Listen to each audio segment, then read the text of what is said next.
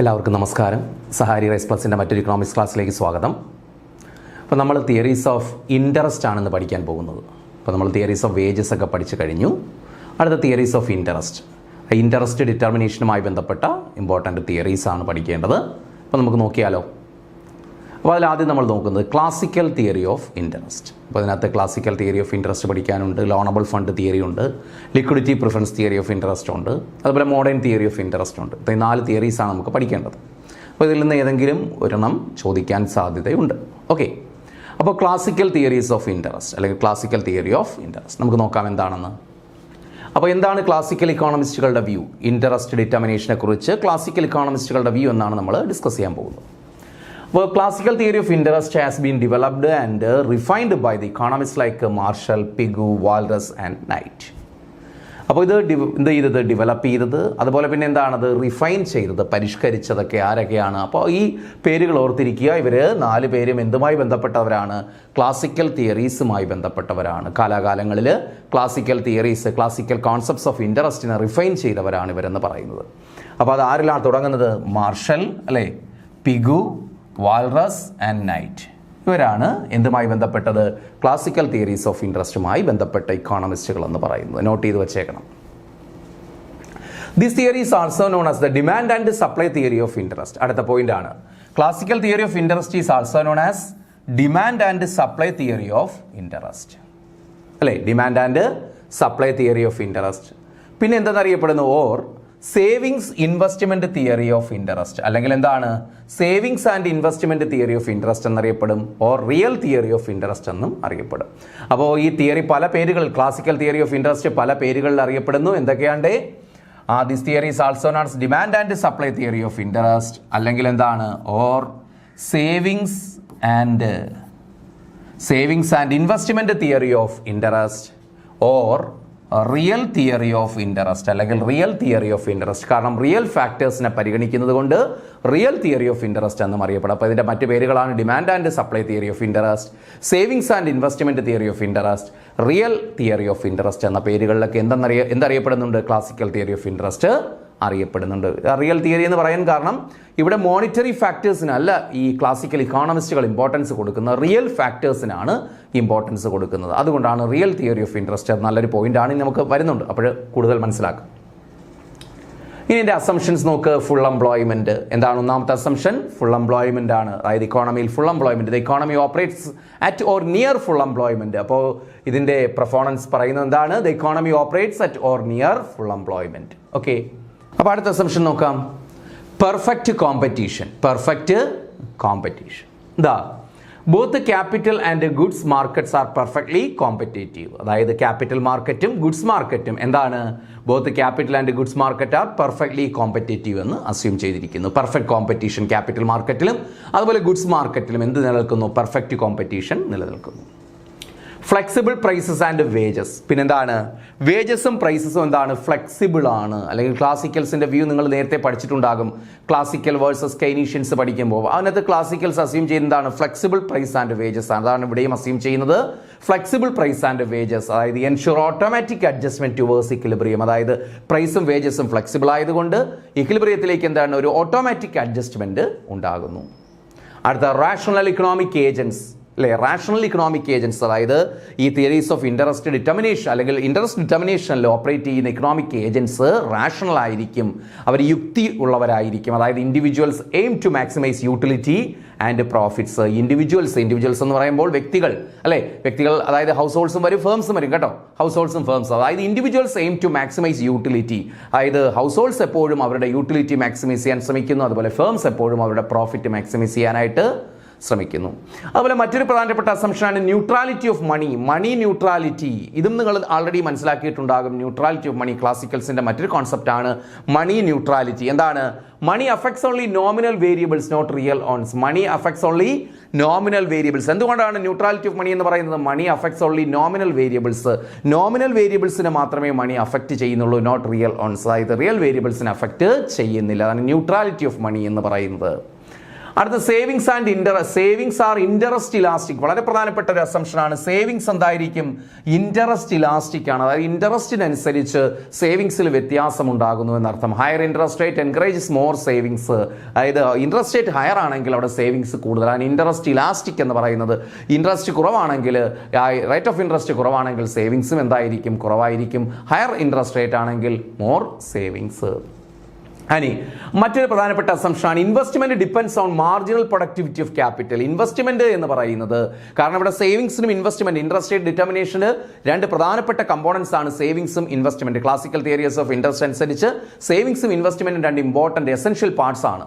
അപ്പോൾ അതിൽ savings interest elastic ആണ് എന്ന് പറഞ്ഞു. അതുപോലെ investment depends on marginal productivity of capital. Investment എന്ന് പറയുന്നത് എന്തിനെ ഡിപ്പെൻഡ് ചെയ്തിരിക്കുന്നു? Marginal productivity of capital depend ചെയ്തിരിക്കുന്നു. That means firms invest until expected returns equal to interest rate. അതായത് ഫേംസ് എന്ത് ചെയ്യുന്നു? Invest until expected returns equal to the interest rate. അതായത് ഇൻവെസ്റ്റ്മെന്റിൽ നിന്ന് ഒരു എക്സ്പെക്ടഡ് റിട്ടേൺ അതായത് ഒരു റിട്ടേൺ എക്സ്പെക്ട് ചെയ്യുന്നു.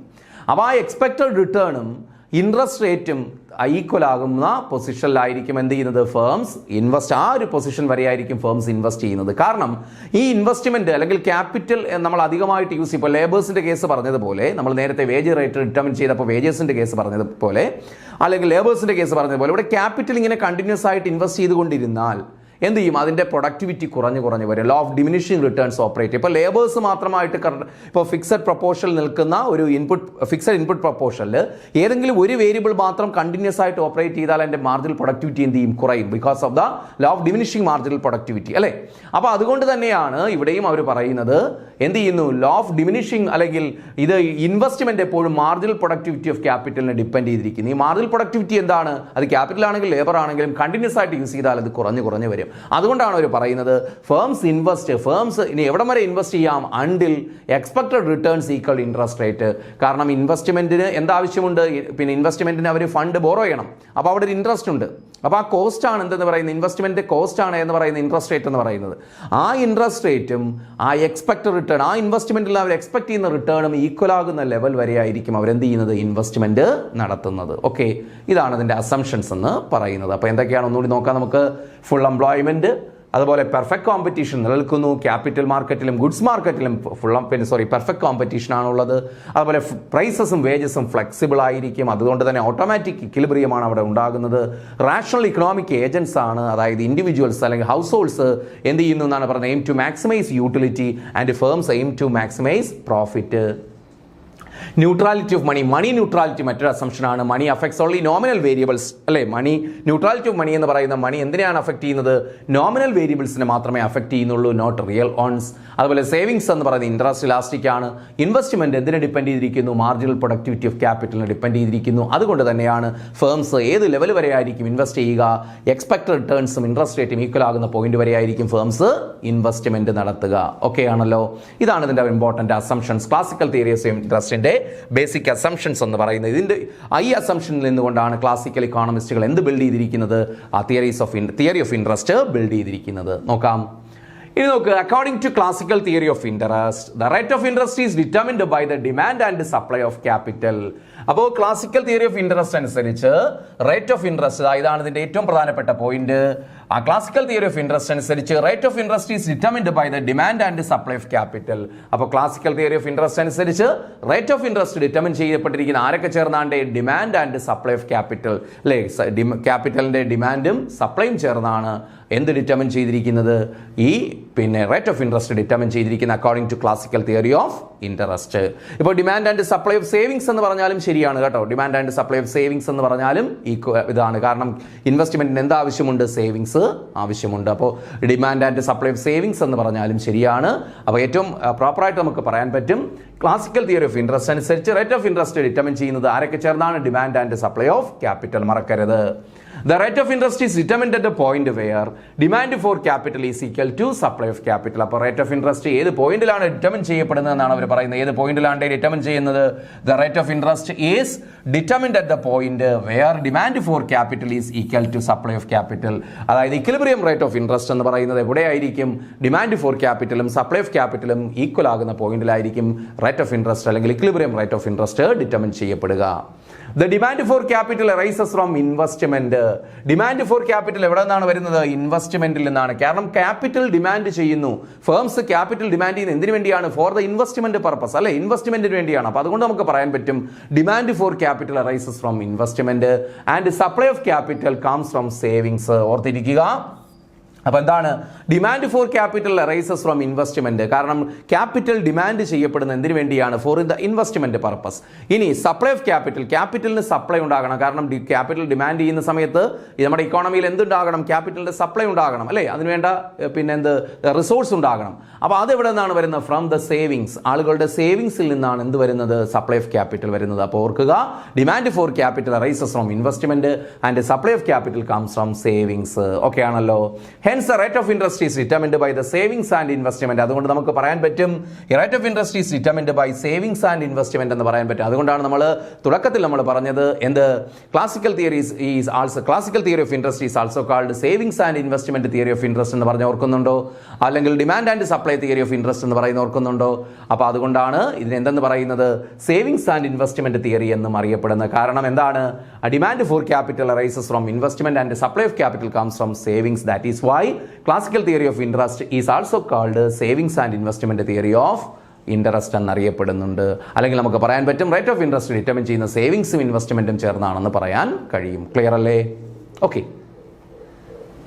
അടുത്ത നമ്മൾ നോക്കുന്നു ഡിമാൻഡ് ഫോർ ക്യാപിറ്റൽ. ഓരോ നമ്മൾ സെപ്പറേറ്റ് പഠിക്കുകയാണ്. ഡിമാൻഡ് ഫോർ ക്യാപിറ്റലും സപ്ലൈ ഓഫ് ക്യാപിറ്റൽ. അതിൽ ആദ്യം നമ്മൾ പഠിക്കുന്നു demand for capital. The demand for capital arises on account of its productivity. Demand for capital arises. Demand for capital ഉണ്ടാകുന്നു. അതായത് ക്യാപിറ്റൽ നമ്മൾ ഡിമാൻഡ് ചെയ്യുന്ന ഒരു ഫേം ക്യാപിറ്റൽ ഡിമാൻഡ് ചെയ്യുന്നു. എന്തുകൊണ്ടാണ് ഡിമാൻഡ് ചെയ്യുന്നത്? On account of its productivity. അത് എന്തുള്ളത് കൊണ്ടാണ്? പ്രൊഡക്ടിവിറ്റി ഉള്ളത് കൊണ്ടാണ്, ഉൽപാദനക്ഷമത ഉള്ളത് കൊണ്ടാണ്. അപ്പോൾ ക്യാപിറ്റലിന് എപ്പോഴും എന്തുണ്ട്? ഉൽപാദനക്ഷമത. അപ്പോൾ ലേബേഴ്സിനെ പോലെ പ്രൊഡക്ടിവിറ്റി ആർക്കും ഉണ്ട്? ക്യാപിറ്റലിനും ഉണ്ട്. അതുകൊണ്ടാണ് അവർ ക്യാപിറ്റൽ ഡിമാൻഡ് ചെയ്യുന്നത്. പ്രൊഡ്യൂസേഴ്സ് അല്ലെങ്കിൽ firms borrow capital four investment purpose. നമ്മൾ നേരത്തെ പറഞ്ഞതല്ലേ ഉള്ളൂ. Producers borrow capital for the investment purposes. അതായത് ക്യാപിറ്റൽ ബോറോ ചെയ്യുന്നു. ആരാണ് ബോറോ ചെയ്യുന്നത്? പ്രൊഡ്യൂസേഴ്സ് അല്ലെങ്കിൽ ഫേംസ് ക്യാപിറ്റൽ ബോറോ ചെയ്യുന്നു ഫോർ ഇൻവെസ്റ്റ്മെന്റ് പർപ്പസ്. എന്തിനു വേണ്ടിയാണ്? ആ ഇൻവെസ്റ്റ്മെന്റ് പർപ്പസിന് വേണ്ടിയാണ് എന്ത് ചെയ്യുന്നത്? അവർ ക്യാപിറ്റൽ ബോറോ ചെയ്യുന്നത്. അപ്പോൾ അതുകൊണ്ട് എന്ത് ചെയ്യുന്നു? ആ ബോറോ ചെയ്യുമ്പോൾ അവർ എന്ത് പേ ചെയ്യേണ്ടി വരും? They pay interest for the investment of capital as it's productive. അതുകൊണ്ട് തന്നെ എന്താണ്? ഇവർ ഇൻവെസ്റ്റ്മെന്റ് പർപ്പസിന് വേണ്ടിയാണ് ക്യാപിറ്റൽ ഡിമാൻഡ് ചെയ്യുന്നത്. കാരണം ആ ഡിമാൻഡ് ചെയ്യാനുള്ള കാരണം ക്യാപിറ്റലിന് പ്രൊഡക്ടിവിറ്റി ഉണ്ട്. അപ്പോൾ അതുകൊണ്ട് ഈ ക്യാപിറ്റലിന് പ്രൊഡക്ടിവിറ്റി ഉള്ളത് കൊണ്ട് ഇവരിത് ബോറോ ചെയ്യുന്നു. അങ്ങനെ ബോറോ ചെയ്യുന്നതുകൊണ്ട് അവർക്ക് എന്ത്? അവിടെ ഒരു കോസ്റ്റ് ഉണ്ട്. That cost is called interest, rate of interest. അപ്പോൾ അതുകൊണ്ട് ദേ പേ ഇൻട്രസ്റ്റ്. അവർ എന്ത് പേ ചെയ്യുന്നു? ഇൻട്രസ്റ്റ് പേ ചെയ്യുന്നു. ഫേംസ് ഇൻട്രസ്റ്റ് പേ ചെയ്യുന്നു for the investment of capital. Capital invest അല്ലെങ്കിൽ for the demand of capital, for the demand for capital. അതായത് capital demand ചെയ്യുന്നതിന് വേണ്ടി അല്ലെങ്കിൽ ക്യാപിറ്റൽ ഡിമാൻഡ് ചെയ്യുന്ന ഇൻവെസ്റ്റ്മെന്റിന് വേണ്ടിയാണ്. അതുകൊണ്ട് ഇൻവെസ്റ്റ്മെന്റ് ഓഫ് ക്യാപിറ്റലിന് വേണ്ടി അല്ലെങ്കിൽ ഡിമാൻഡ് ഫോർ ദ ക്യാപിറ്റലിന് വേണ്ടി അവരെന്ത്? ഇൻട്രസ്റ്റ് പേ ചെയ്യുന്നു. Because it is productive. കാരണം ഇത് പ്രൊഡക്റ്റീവ് ആണ്. അങ്ങനെ പ്രൊഡക്ടിവിറ്റി ഉള്ളത് കൊണ്ട് സ്വാഭാവികമായിട്ടും അതിനൊരു എന്ത് കൊടുക്കണം? നമ്മൾ റിട്ടേൺ കൊടുക്കണം. That return is called interest. Okay. അപ്പോൾ ഡിമാൻഡ് ഫോർ ക്യാപിറ്റലിന് അല്ലെങ്കിൽ ഇൻവെസ്റ്റ്മെന്റ് ഓഫ് ക്യാപിറ്റലിന് എന്ത് കൊടുത്തേ പറ്റും? നമ്മൾ ഇൻട്രസ്റ്റ് റേറ്റ് കൊടുത്തേ പറ്റുകയുള്ളൂ. As more and more capital is invested in the production. അപ്പോൾ നേരത്തെ നമ്മൾ പറഞ്ഞു, അസംഷൻ പറഞ്ഞു, ഇവിടെ എന്ത്? മാർജിനൽ പ്രൊഡക്ടിവിറ്റി അല്ലേ ഡിക്ലൈൻ ചെയ്യുമെന്ന് പറയുന്നു because of the law of diminishing returns. അപ്പോൾ അവർ പറയാണ് as more and more capital is invested in the production. പ്രൊഡക്ഷനിൽ ക്യാപിറ്റൽ പ്രൊഡക്റ്റീവ് ഒക്കെ ശരി തന്നെയാണ്. ക്യാപിറ്റൽ പ്രൊഡക്റ്റീവ് ആണ്. അതുകൊണ്ട് ഒരു ഇൻവെസ്റ്റർ അല്ലെങ്കിൽ ഒരു ഫേം ഇങ്ങനെ കൂടുതലായിട്ട് more and more capital is invested in the production, കൂടുതലായി ഇങ്ങനെ കണ്ടിന്യൂസ് ആയിട്ട് പ്രൊഡക്ഷൻ പ്രോസസ്സിൽ ക്യാപിറ്റൽ ഇൻവെസ്റ്റ് ചെയ്യുമ്പോൾ the marginal productivity of capital diminishes. എന്ത് സംഭവിക്കുന്നത്? ക്യാപിറ്റലിന്റെ മാർജിനൽ പ്രൊഡക്ടിവിറ്റി ഡിമിനിഷ് ചെയ്യുന്നു. അവിടെ എന്തോ ഓപ്പറേറ്റ് ചെയ്യുന്നു? ആ law of diminishing marginal product operate ചെയ്യുന്നു, അല്ലേ? Marginal productivity of capital diminish ചെയ്യുന്നു. കാരണം ഇങ്ങനെ ക്യാപിറ്റൽ മാത്രം കണ്ടിന്യൂസ് ആയിട്ട് യൂസ് ചെയ്യുമ്പോൾ അതിന്റെ മാർജിനൽ പ്രൊഡക്ടിവിറ്റി കുറയുന്നു. അതൊക്കെ അറിയാലോ നിങ്ങൾക്ക് എന്തുകൊണ്ടാണെന്ന്. This is due to the operation of law of diminishing returns. എന്താണ് കാരണം? This is due to the operation of law of diminishing returns operate ചെയ്യുന്നതുകൊണ്ടാണ് ഇത് സംഭവിക്കുന്നത്. The demand for capital depends on the rate of interest. അതുകൊണ്ട് നമുക്ക് പറയാൻ പറ്റും demand for capital depends on the rate of interest. അതുകൊണ്ട് demand for capital എന്തിനെ ആശ്രയിച്ചിരിക്കുന്നു? റേറ്റ് ഓഫ് ഇൻട്രസ്റ്റിനെ ആശ്രയിച്ചിരിക്കുന്നു. അപ്പോൾ റേറ്റ് ഓഫ് ഇൻട്രസ്റ്റിനെ, അപ്പോൾ ഇത് ഓർക്കുക, വളരെ ഇമ്പോർട്ടൻറ്റ് പോയിന്റ് ആണ്. ഡിമാൻഡ് ഫോർ ക്യാപിറ്റൽ എപ്പോഴും ഇൻവെസ്റ്റ്മെന്റ് പർപ്പസിന് വേണ്ടിയാണ്. പിന്നെ പറഞ്ഞു നമ്മൾ കൂടുതലായിട്ട് ക്യാപിറ്റൽ ഡിമാൻഡ് ചെയ്യുമ്പോൾ അല്ലെങ്കിൽ ക്യാപിറ്റൽ ഇൻവെസ്റ്റ് ചെയ്യുമ്പോൾ അവിടെ മാർജിനൽ പ്രൊഡക്ടിവിറ്റി കുറഞ്ഞ് വരുന്നു, because of the law of diminishing returns. അപ്പോൾ അവർ പറയുകയാണ് demand for capital depends on the rate of interest. കാരണം അതിന് എന്ത് കൊടുത്തേ പറ്റൂ? നമ്മളത് പ്രൊഡക്റ്റീവ് ആയതുകൊണ്ട് റേറ്റ് ഓഫ് ഇൻട്രസ്റ്റ് കൊടുക്കണം. അപ്പോൾ എത്രത്തോളം ക്യാപിറ്റൽ ഡിമാൻഡ് ചെയ്യണമെന്നുള്ളത് എന്തിനെ ആശ്രയിച്ചിരിക്കുന്നു? റേറ്റ് ഓഫ് ഇൻട്രസ്റ്റിനെ ആശ്രയിച്ചിരിക്കുന്നു. കാരണം എന്താണ്? ഇത് നമ്മളിങ്ങനെ കണ്ടിന്യൂസ് ആയിട്ട് യൂസ് ചെയ്യുമ്പോൾ ഒരു തലം കഴിയുമ്പോൾ അതിൻ്റെ പ്രൊഡക്ടിവിറ്റി കുറഞ്ഞു വരും. അതുകൊണ്ട് അവർ പറയുന്നു demand for capital depends on its price called interest. അതിൻ്റെ എന്താണ്? അതിൻ്റെ കോസ്റ്റിനെ ആശ്രയിച്ചിരിക്കുന്നു, ഇൻട്രസ്റ്റിനെ ആശ്രയിച്ചിരിക്കുന്നു. ഇമ്പോർട്ടൻ്റ് ആണ്. Demand for capital depends upon the rate of interest. ഇനി if the rate of interest is high the demand for capital will be less. അല്ലേ? If the rate of interest is high, ഇക്കോണമിയിൽ rate of interest high ആണെങ്കിൽ the demand for capital will be less. Demand for capital എന്തായിരിക്കും? കുറവായിരിക്കും. അല്ലേ? Rate of interest high ആണെങ്കിൽ ആ ഉയർന്ന റേറ്റിന് അവർ ബോറോ ചെയ്യാൻ തയ്യാറാവോ ഇൻവെസ്റ്റേഴ്സ്? ഇല്ല. അപ്പോൾ അതെന്തായിരിക്കും? ലോ റേറ്റ് ഓഫ് ബോറോയിങ് ആയിരിക്കും, അല്ലെങ്കിൽ ഡിമാൻഡ് ഫോർ ക്യാപിറ്റൽ കുറവായിരിക്കും. On the other hand if the rate of interest is low, ഇക്കോണമിയിൽ റേറ്റ് ഓഫ് ഇൻട്രസ്റ്റ് ലോ ആണെങ്കിൽ the demand for capital will be high. കാരണം ഡിമാൻഡ് ഫോർ ക്യാപിറ്റൽ എന്തായിരിക്കും? High ആയിരിക്കും. കാരണം marginal productivity diminish ചെയ്യുന്നുണ്ട്, law of diminishing returns operate ചെയ്യുന്നതുകൊണ്ട് അവരെപ്പോഴും എന്താണ്? ലോ റേറ്റ് ഓഫ് ഇൻട്രസ്റ്റിൽ മാത്രമേ ഹൈ എന്താണ് അല്ലെങ്കിൽ ഡിമാൻഡ് ഫോർ ക്യാപിറ്റൽ ഇൻക്രീസ് ചെയ്യുകയുള്ളൂ. കാരണം എന്താണ്? Law of diminishing returns operate ചെയ്യുന്നത് കൊണ്ട് അവരെപ്പോഴും എന്താണ്? ലോ റേറ്റ് ഓഫ് ഇൻട്രസ്റ്റിൽ മാത്രമേ ഹൈ ഡിമാൻഡ് ഫോർ ക്യാപിറ്റൽ ഉൾക്കൊള്ളിക്കുകയോ അല്ലെങ്കിൽ ഡിമാൻഡ് ഫോർ ക്യാപിറ്റൽ ഇൻക്രീസ് ചെയ്യുന്നത് എപ്പോഴും എന്താണ്? ലോ റേറ്റ് ഓഫ് ഇൻട്രസ്റ്റിലായിരിക്കും. അപ്പോൾ അതുകൊണ്ട് ഇവിടെ ഒരു കാര്യം വ്യക്തമാണ്, റേറ്റ് ഓഫ് ഇൻട്രസ്റ്റും ഡിമാൻഡ് ഫോർ ക്യാപിറ്റലും എന്ത് റിലേഷൻ ആണ് പറഞ്ഞേ? എന്ത് റിലേഷൻഷിപ്പാണ്? ഇൻവേഴ്സ് റിലേഷൻഷിപ്പാണ്. അല്ലേ? ഇൻവേഴ്സ് റിലേഷൻഷിപ്പാണ് റേറ്റ് ഓഫ് ഇൻട്രസ്റ്റും അതുപോലെ ഡിമാൻഡ് ഫോർ ക്യാപിറ്റലും തമ്മിൽ ഇൻവേഴ്സ് റിലേഷൻഷിപ്പാണ്. So the demand curve for capital slope downwards from left to right. അപ്പോൾ സ്വാഭാവികമായിട്ട് ഇൻവേഴ്സ് റിലേഷൻഷിപ്പ് ആയതുകൊണ്ട് നമുക്ക് പറയാൻ പറ്റും ഡിമാൻഡ് കർവ് ഫോർ ക്യാപിറ്റൽ, അല്ലെ? Demand curve for capital slope downwards from left to right. ക്യാപിറ്റലിന്റെ ഡിമാൻഡ് കർവ് എന്ന് പറയുന്നത് slopes downwards from left to right. അല്ലെ? ഇടത്തുനിന്ന് വലത്തേക്ക് താഴേക്ക് ചരിഞ്ഞു പോകുന്നു എന്നാണ് പറയുന്നത്. ഇതുപോലെ ഇടത്തുനിന്ന് വലത്തേക്ക് താഴേക്ക് ചരിഞ്ഞു പോകുന്നു. ഏത് കർവാണ്? ഡിമാൻഡ് ഫോർ ക്യാപിറ്റൽ അല്ലെങ്കിൽ ഇൻവെസ്റ്റ്മെന്റ് കർവ് എന്ന് പറയാൻ പറ്റും. കാരണം ക്യാപിറ്റൽ ഡിമാൻഡ് ചെയ്യുന്ന ഇൻവെസ്റ്റ്മെന്റിന് വേണ്ടിയല്ലേ, അതുകൊണ്ട് ഇൻവെസ്റ്റ്മെന്റ് കർവ് എന്ന് പറയാൻ പറ്റും. അത് slope downwards from left to right. Okay ആണല്ലോ? ഇനി ഓക്കെ, താങ്ക് യു.